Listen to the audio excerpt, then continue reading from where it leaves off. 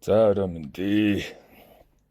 За эрүүл мэндийн хүсэл ярьж ирсэн дээ. Тэгээд ГАИМ баримтлалтай хамгаалах тогтолцоо буюу гоо сайхан эрүүл байдлаа түүнийгээ сахин хамгаалах дадал үйлдэлүүд гэдэг. Тэгвэл нөгөө төгөр эрүүл мэндийн хүсэл төр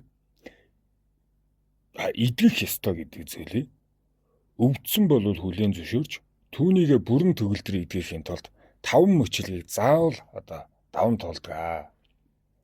Эхлээд бол ухамсарлах учиртай. Тэгээд энэ нь өвдсөн гэдгээ хүлээн зөвшөөрч өвдөлтөө мэдрэх. Тэгээд өвдөлтийн шалтгааныг хайж эмчлэхэд судалгаа хийх, эмчилгээгээ бүрэн даван тоолох, сэргийлэх, засах, орон зайд нэвчих. Тэгээд хэвийн амьдралдаа шилжих гэдэг. За энэ мөчлөгөөл төгөлдөр туулаагүй бол өвчлөл гэдэг зүйл уршиг архаг болчих гээд байдаг талтай.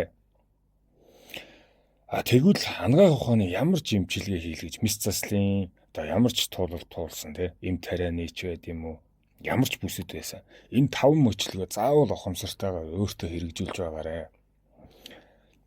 Та аливаа өвчнөөс урьдчилан сэргийллээгээд бүх өвчнөөс урьдчилан сэргийлж чадахгүй. Тэгэхээр энийгээ зүгээр зөвшөөрөө. Тэгээд бусдад буу ял төвгийг сана. Эмчилгээ гэдэг таны өөрийн ухамсарт байдал гэдгийг санаа.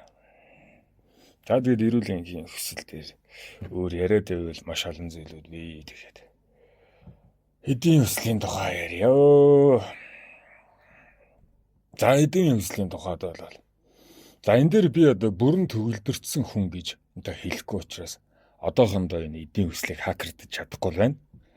Эрүүл мэндийн хүсэл дээр би бол очроо олчихсан хөө. Эд дээр бол эрэлхийлэн явж байгаа эдийн хүслийн эрэлчин билээ.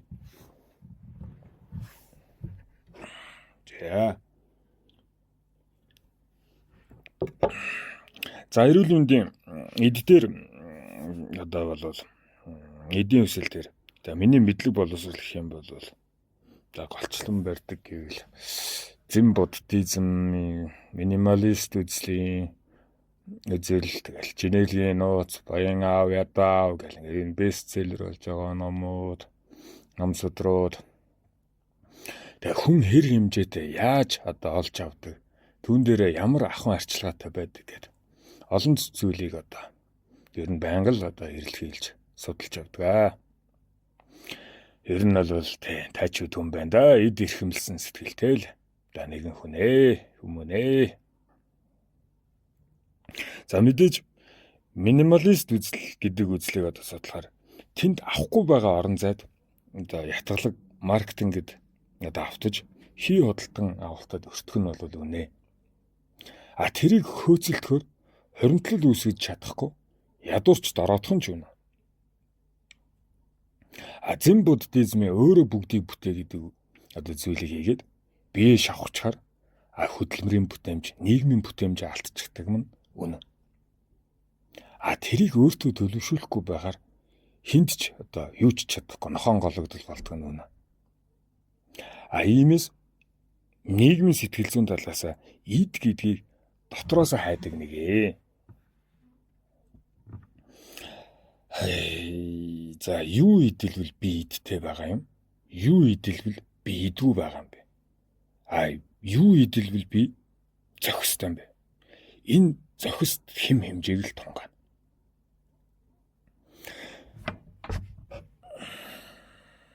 Бөө гэдэг ямар олон идэлгээтэй гэж санана. Минимал үзэлтний хувьд тийм үү? Бараг гадаа зэрлэг амьтан шиг ч амьдрахыг хичээнгүйлж бас болмоор. Хүн гэдэг бол энэ бас эдтэй байж чадна. Хүн гэдэг тийм эдтэй ч байж чадна, эдгүй ч байж чадна. Архич анх амьдралаа болж байна гэж бодж л байдагтай адилхан. Боржир дэрлээд унтаад, боржир дээр унтаад, бор дарсанд амьдралаа туулаад хүн гэдэг зүйл шуналгүйгээр амьдрч бол чаднаа. Хүн гэдэг зүйл. Тэгвэл их тэнгэрийн аманд тийм үү? Хаусыг авцсан, эхнэр хүүхдийг нь зингүүлээд байсан хэрнээл өнөөдөр миний мөнгө дутуу байна. Өнөөдөр миний эд алга байна гэд үнэн ихээр шунжиж бас амьдарч чадна. Энэ их шунлын давалгаанд зохистой амьдралыг хайх нь эргээд Монгол соёл уламжлалын бор гэрт богц дүүрэн амьдрахыг л ухамсарлуулах гээд байгаа явдал. За эндээс яг миний эрчмийн орон зайд тохиромжтой амьдрал гэдгийг ухамсарласан. Миний яг энэ амьдрал гэр ихээс илүү яг энэ өргөө гэдэг ч юм уу тий. Хэрвээ миний эрчмийн сав давчуу байх юм бол сэтгэлгээ минь зогсчихно. Би савндаа дүүргэх эрчимгүй үед би хоосрлын сэтгэл зүйн гутгалд орчихдог. Энэ эрчимдээ тохиромжтой савтай амьдрын гэдэг үзлийг та бүхэнд дэлгэмэр байна л та. Тэгээ өмнөх нэг дугаарууд дээр ярьж ийсэн. Дампуурхаас өмнө ингэж аавсанд амьдраад ингэж хоосрлыг мэдэрч ийсэн нэтэрэ гэд.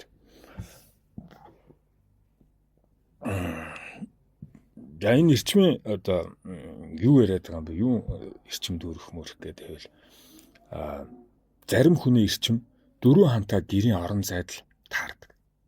Тухайн хүнээс олдог гэсэн. Зарим хүмүүсийнх нь бол хаус маш том хаус, пентхаус 10 өрөөтэй орд байшинд ч дүүрч чаддаг зарим хүнийх. Гэхдээ өөрийнхөө эрчмийн тохиромжгүй орон зайд байгаа хинч хоосрал гэдэг хуулинд захирагддаг нь үнэ.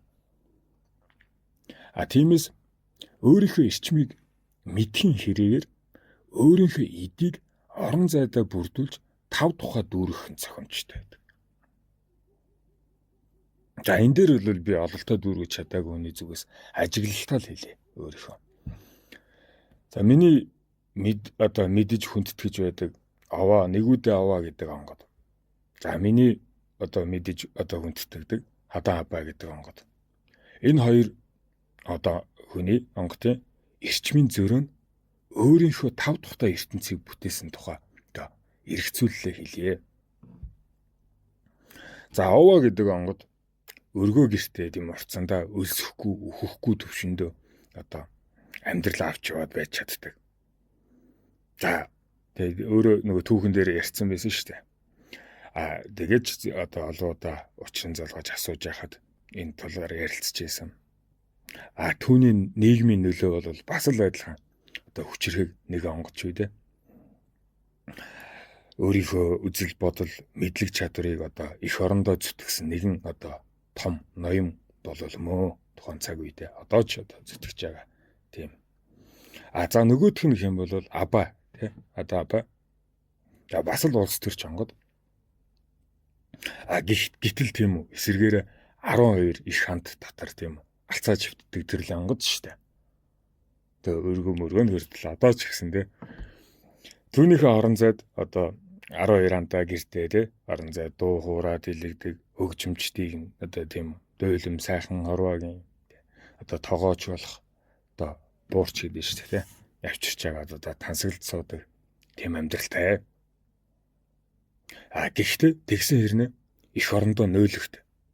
Уралч нөөлөгтэй. Абаж нөөлөгтэй. Ингээд л тийм үү. Миний эдийн бодол тийм нийгмийн нөлөөтэй эс хамааралтай гэдгийг ойлгосон. Хүн юу чаддаг нь нийгмийн нөлөөлөл, хүн юунд тухалдаг нь хувь хүний онцлог гэдгийг ойлгож хүнийг хөрөнгөөр нь биш нийгмийн хүртээлээр нь хэмжихийг эрхэмлсэн. Иймээс нь эзэн эрхийг би энэ эдийн хүслээс нь салгаж ойлгоё гэж тунгаасаа. Тиймээс таны деважин таны тав дахь бусад юу гэж хэлэгдэх нэх хамаагүй. Таал түндэ сэтгэлийн цэнгэл авалж байнгын хэрэглээгээ тогтоох нь чухал юм байна. Миний хувьд бол болж байна гэдэг нь бартаа замыг туулдаг тийм машин хөсгөн дээр бол өндөр би чанартай хурдтай джип машин хөлөглөх дуртай. Гэхдээ байдаг оромжийн хувьд бол бараг л майханд амьдарч гэдэг игэлтэн. Ажил бүтээлийн талбарт бол хурдан шалгуугаа байдлыг эрхэмлдэг ирнэ. Тэгээ машин гэдэг чинь одоо ажил бүтээлийн талбарт байгаа дээ шүү дээ. Унтаж тухлахтаа бол эвлэхэн байхыг хүсэмжилдэг одоо замтай. Тэгвэл хүн одоо намайг ийм зарим хүмүүс тэгдэг байхгүй. Ийм одоо тэнцвэргүй эдийн орон зайтай байгааг шүүмжлэх нэх. Одоо жишээ нь манай найзууд тэгдэг. Юу одоо өмнө ч одоо G-class гэдэг машин жаад юу гэж одоо орцонд амьдэрч жахаар юм машин дээ тэрэ гэл. Одоо ч гэсэн баг тэрх тохиолдлууд байдаг. Гайхж идэг.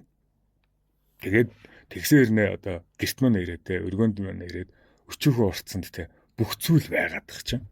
Бүх зүйлийн тух надад бүрэлдсэн байгааг харчаад хаус хүн байж тэгээ дорд үсгэн ч бас байна. Гэхдээ энэ гэр гэдэг орон зайн соёл дээр эд гэдэг орон зайн тав одоо тухт ирмэн би заавал унсан машин шигээд те өндөр тансаг орон дээр унтах уу гэдэг сонголтыг өөрийнхөө эрчмийн орон зай тохирох ёстой болж байгаа юм л та. Тэ. Тэгээ өвгдүүд маань бол хэлдэг те. Хүрх газрын орон зай арчих орон зайтайгаа хамгаалах орон зайтайгаа л тэнцвэртэй газар амьдраа гэдэг. Одоо ойлгож байна тэр. Ойлгох нь дэлгэрэлэх. За. Би угсаа юм том зүйл цэвэрлэх дурггүй. Тэмээс бүх юм ингээд жижиг өөр одоо гар өрөөнийхөө үзүр тавиад юм. Тэр тэндэл байжиг, энэ эндэл байжиг, ийм гурван аяг байхад болоо гэдэг одоо ахын орон зай маань минималист, гэр орон бол одоо минималист байх гэдэг. Харин ажил хурдан явах хэрэгтэй байхгүй тийм. Уул хангааг туулж, урмал амтрыг гитэлгээд хөсөг мань хүчтэй хурдтай байх хэрэгтэй. Тэгвэл би хөсгөн дээрээ тансаглаж болох нь шүү дээ. Тэгвэл энийг яаж олж байгаа биш. Яаж хамгаалж чадхаасаа л хүн тухай бүрдүүлэх хэрэгтэй гэдгийг ухамсарлах хэрэгтэй юм шиг байна. Одоо тэгээ бүтээж ийн л та. Би нэгэн том одоо ойлголтыг олсон. Хүний байнгын амьдрах гэр тансаглах хэрэгцээ хоёр салангад байх хэрэгтэй юм байна. Одоо мэдээж тийм үү би 5 удаатай буудалд одоо тансаглалын дээдэд жакузин твтэх дуртай нэг. Севног дээр очиод твтчих дуртай нэг. Тэр жакузиг харин гэртээ авчрах юм бол тэрний цэвэрлэгэн дээр үнэхээр өөрөө уур уцаартай баригдаад өөртөө хямрал үүсгэж хэрэг тийм солиотой амтан бохгүй. Иймээс тансаг хэрэглийг гэртээ нэвтрүүлэх хэрэггүй. Буюу арчилж чадах орон зайгаа гэр болгох юм байна. Тансаглаж одоо чадах газар түрээсээ үйлчлэг авд юм байна гэдгийг л одоо өөртөө зөвшөөрөх хэрэгтэй юм байна лээ.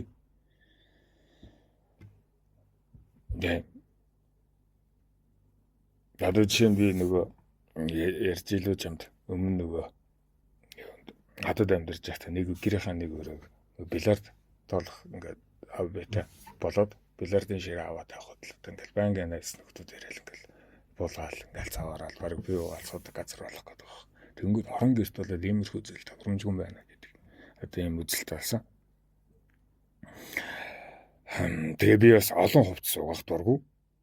Тиймээс ер нь олигтой брэнд цөөх хувцастай байхыг хүсдэг. Сүүлийн үед бол одоо Монголын үйлдвэрлэлийг дэмжих гээд Монгол урлаачдынхаа одоо нарийн уртаа хувцаснуудыг өмсөж эхэлж байгаа. Энэ ч бас нэг брэнд. Би заавал Луитон одоо өмсөө те сайхан баян залуу болж харагдах уу? Эсвэл урлаачийн ухааныг шавхаж агаад үнэтэй те ур ухаан гаргаж чад өмсөж явах нь брэнд брэнд үүсэх үү те. Яагаад гэх юм бол эдийн талбар бол хөгжлийн талбар бол одоо хөгжлийн талбар гэсэн. Одоо эдийн талбар. За энийг юу гэдэг вэ? Би юу эдэлж байгаагаасаа одоо юуг хөгжүүлж чадах вэ гэдгийг одоо тунгааж эхэлсэн гэх юм. За энд ч одоо тайчуудын цус маань одоо яс маань хөдлөөд байгаа талтай. Өөрөөр хэлэх юм бол би нэг тэр жижиг аяг байсан ч гэсэн тэр нэг данх байсан ч тэр нэг төлшин байсан ч тэр нэг өрх тоон байсан ч нэг хөшгөн байсан ч гэсэн Тэгээ бүрэн Монголд үйлдвэрлэх боломжтойг одоо эрд хийдэг гэх юм уу? Тийм тайчууд зан одоо сүүлийн 5 жил надад одоо суугаад байгаамаа.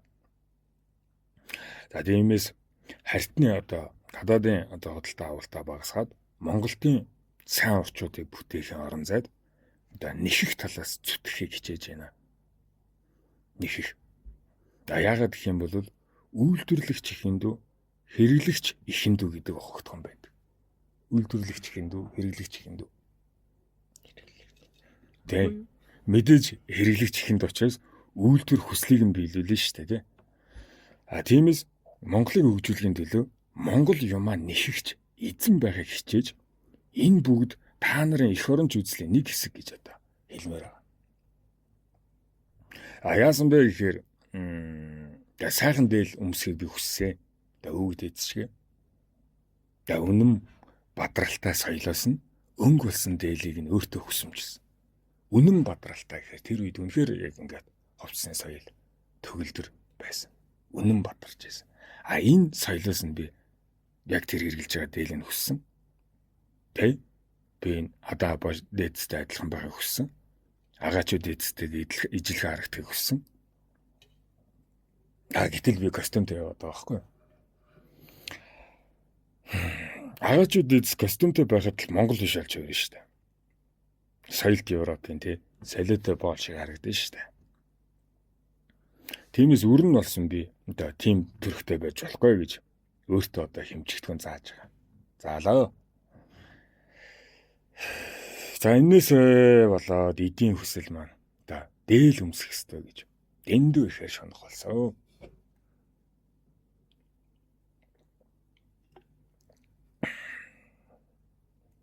Тэгээ нэг дүүхээр бол нэг дээдсийн гоёл гээд дээл зардаг дэлгүүр. Тэгээс ингээд нэг 8 саяын дээл хүсэмжилвэ тэндээс. Тэгээд хөдөлтөө авах одоо мөнгө, бэлэн мөнгө маань, хөдөлтөх авах орон зай маань, цаг хугацаа маань тулаад. Яг л нөгөө үлгүүрээс нь тайлаад өөртөө таарахыг өмсөд. Тэгээд аль нь гой сайхныг нь харчаад. Бүхэлдээ 8 сая төгрөг зүгээр л брэнд болчихсон хүнд өгөхөн дээрүү. Эсвэл гэрийнхээ хажууд байдаг нэг тийм сайхан аялалчин ихчтэй энийг хийгээд захиалах юм.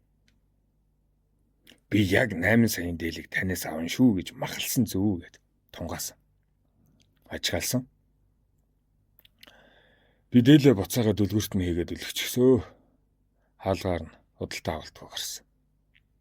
Тэгээд байдаг эрдэнтийнхаа баруун махарт нь очиад ихчдэр очиад 8 сая төгрөг өгөөд. Ихчдэр өөрийнхөө яг хүсэж байсан дээлийнхэн зургийг үзүүлээд Солонгос таав, Герман тарагдаа юу л байдیں۔ Бүгдийг нь авчиад яг энэ дээлийг хийгээд өгөө гэд хүссэн, хөсөмжилсэн. Тэгсэн чинь хайж гинэ. Ичж гинэ, сандарч гинэ. Гэ чадамжаа хүргээ. Чадамжаа хүргэхийн тулд наад 8 сая төгрөгийнхаа хэрэглийг хэрэгэл. Наадах чинь таны сурахч мөнгө, наадах чинь таны бүтээгч мөнгө, наадах чинь таны чадварч мөнгө. Харин би танаас 800 мянган ур хийц одоо яагаад хүсэхгүй шүү. Харин та 8 сая төгрөгөөрөө өдөр тутмын захиалгаа цуцалж хагаад үнд хүрэх тэр 8 саяын чанарыг гаргаад иргээд л та балмад зангаа гаргасан даа би ч. Одоо би бардам хэлий. Би 1 сая дээр 8 саяын дээл өмсдөг болсон. Тэр урлаач өвчээр өссөн. Мэдээж тэр одоо дээдсэн гоёл шиг дэлгэр их бүтээгдэхүүний одоо брэнд болж чадаагүй л да. Гэхдээ нэг насаараа дааж чадхааргүй хэцгэлэх болсон. Гэхдээ оёдл шидээс одоо тэр уран хатгамлын орон зайд ямар ч гэсэн ороод ирсэн. Эрдэнттэй л дээгүүр ордог оёдлч юм болсон. Ингэж л таачууд одоо бусдыг бүтээсэн юм бий гэж одоо олигтой зангаа өөртөө наваа.